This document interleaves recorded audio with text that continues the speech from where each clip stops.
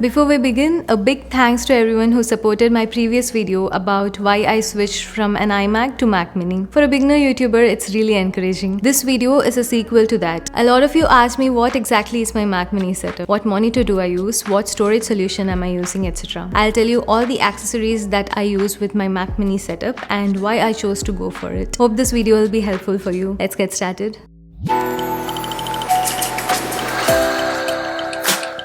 If you had watched my previous video, budget was the main consideration when I switched to Mac Mini. With Mac Mini, I could put my money towards what mattered the most while still being within my budget versus iMac. So the accessories and setup you see now is based on keeping my budget tight and focusing on things that mattered to me the most. To complete my Mac Mini, I had to pick my accessories in 4 main categories: display, keyboard and mouse, storage, and speakers. Let's start with the display. I edit my YouTube videos on my Mac Mini, so I needed a decent display. It's a single monitor setup, so it had to be at least 27 inches for me and the resolution to be at least 4K. It also had to be an IPS panel for a decent color. TN or VA panels wouldn't work for me. I eventually went with the Dell S2721Q 27-inch 4K monitor. It costs around $375. I'll have to mention this. The iMac 4.5K Retina display is much better than the one I got, but it works for me. It has good contrast, decent colors, bigger than the iMac 24-inch display, yet within my budget. It's definitely not sleek and thin as the iMac display, but I'm okay with it. It also has built-in speakers, but the speakers are bad. Don't rely on it. Next, storage. My current storage situation is a little bit of a mess and I need to update it soon, but it works for now. The Mac Mini I got has 512GB internal storage and I edit 4K videos on my Final Cut Pro. I definitely needed much larger storage as I also edit photos on Lightroom and Photoshop. So I went with these external SSDs. These are 1TB and 512GB each. I use one for video editing and one for the photos. I needed them to be fast external SSDs because I edit directly off of the external drives and normal hard disks would be very slow to edit directly. These work well for my case. I also got a larger 8TB spinning external hard disk for any backups or larger files. Now, storage solution wise, this is not the best solution possible. I reused my SSDs and made it work, but I'm thinking of moving to NAS, which is a network-based storage for redundancy and anywhere access.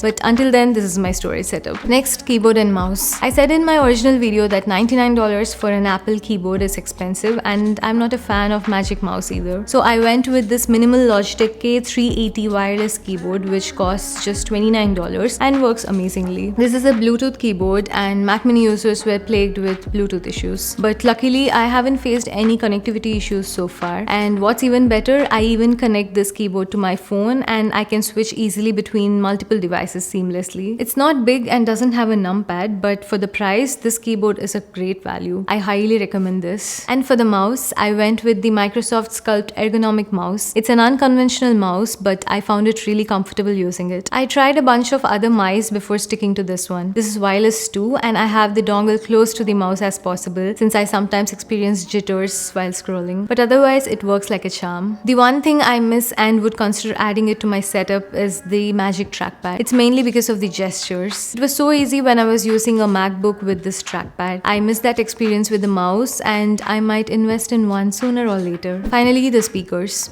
Well, I don't have one. I use my existing Bose noise cancelling headphones for my editing and other needs and did not find the need to buy an external speaker. I also share the office space with my husband and a headphone made much more sense than an external speaker. The Mac Mini also has a tiny speaker, but it's no good. Well, simple and minimalistic setup, right? Other than the $899 for my M1 Mac Mini, it cost me approximately $500 more to complete my setup. So a $1,400 Mac Mini setup compared to $1,700 iMac setup with just the things I need. I also got a USB dongle with a memory card reader since the Mac Mini is limited with ports. But that's it. I'm super happy with my Mac Mini setup and the M1 chip is a breeze to work with. I would like to know what's your Mac Mini setup. Please let me know in the comment section.